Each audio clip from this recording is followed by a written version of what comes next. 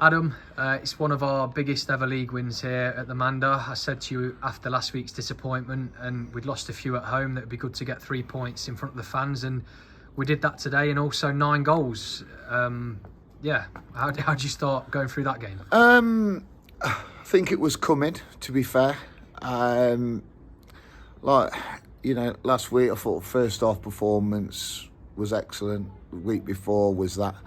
And I just think we followed it through. I think the lads were probably hurting a little bit, stung a little bit, and I think they've put that out on the pitch today and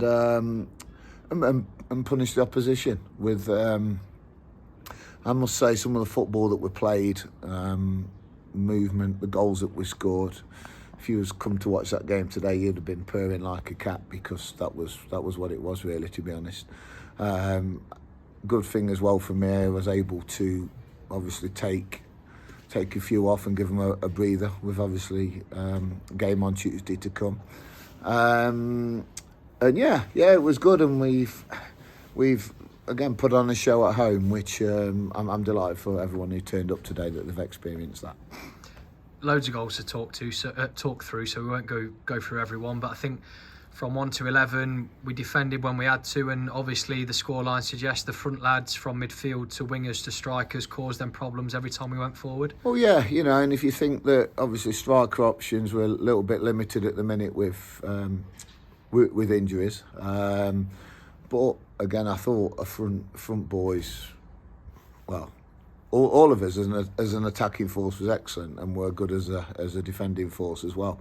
So you put two together, you marry two halves together, and that's what you get, because we are capable of doing that against anybody. But again, it's 3 points. The opposition, again, if you look at their results, have always been in the game. They're apparently unlucky last week as well. And fair play to them. On the back of that, what was happening, they kept going, and they tried their very best. And I know when we played Needham down here, and it was hard to take that, especially at home. And it was. I'm looking and I'm thinking, it was nice for us to just come and go and express ourselves, play, and we got a reward. Yeah, you mentioned a few players out, but Cook's suspension now. It's been a long 3 games. He gives you another option on Tuesday night.